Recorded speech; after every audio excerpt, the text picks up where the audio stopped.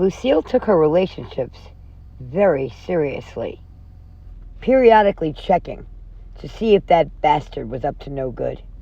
She recently noticed her current boyfriend acting strangely. For the life of her, she couldn't figure out why. Why wasn't her boyfriend thanking his lucky stars? There was an enigma, and it had to be solved. One morning, he said he was going to play pickleball in the park with the Pope.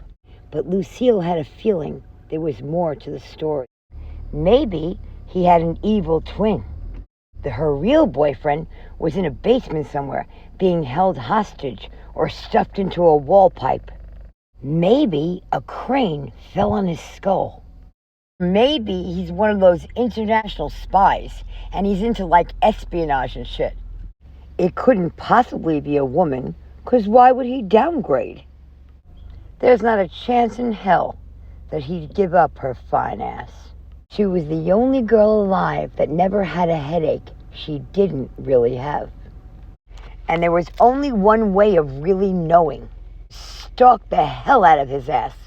Old school Sicilian style. After all, it's in the genes, and she's damn good at it. But when she got to the park and she saw them together, she knew for a fact this bitch gave him a huge helping of bath salts. So it's possible that he wasn't even kissing her, he was just eating her face. What a relief. I can't begin to tell you how comforted I am that he had that more pleasant option. Just as she was about to pounce and beat that bitch beyond recognition, she remembered what her grandmother always taught her. Never pummel the elderly on an empty stomach. She decided to throw that wench a couple of milk bones and a photo book to look back on all the times that she made her parents feel ashamed to even know her. Here's a photo of her as a baby. Isn't she precious? And here's one from her high school graduation. I can only imagine how proud her parents must have been. She was the first person in history to graduate a university with 0 brain activity. Here's one from her wedding. She says it was the most lucrative day of her entire life. But I don't really know what her husband said, because he was in the bathroom throwing up. And can you really blame that man? And here she is today, the very picture of wannabe rich girl style, and her own signature, I'm everybody's magic carpet ride sophistication.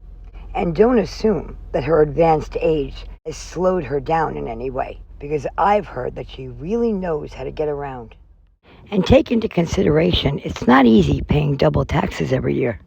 But when you have knees in 2 different zip codes, it's definitely required. Well, I don't know about you, but I, for one, am definitely impressed.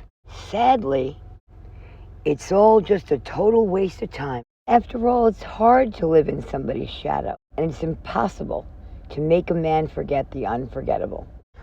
Honey, once you've ridden first class, you don't settle for economy. What chance did that side bitch really have? And just for the record, his last blow-up doll was a lot better looking. Not to mention her IQ being way higher. I can't begin to thank you for your fabulous babysitting services. You definitely go above and beyond the call of duty, if you know what I mean. I sincerely hope your husband doesn't mind all those extra hours you're putting in. And though you've garnered more acclaim for your other services, not so much for your skills, but more for your ability to take on a large workload, I have to inform you that on his behalf I'll be demanding a full refund, as I fully believe that he way overpaid for those. Especially when we're talking about an item that's used. It's not the first time he slipped off the wagon and had a little fast food. But you know how that is. It looks really inviting in the pictures. It has the right lighting. But it always disappoints. Don't forget, it's impossible to know how many hands have been in the food. And years from now, all you'll remember is that you spent a whole lot of time with a toilet. And if he wanted a dog, all he had to do was ask. Your efforts are futile, peasant. Your delusion will be short-lived. Vermont doesn't do garbage. Maybe you want to start packing. Bon voyage, bitch.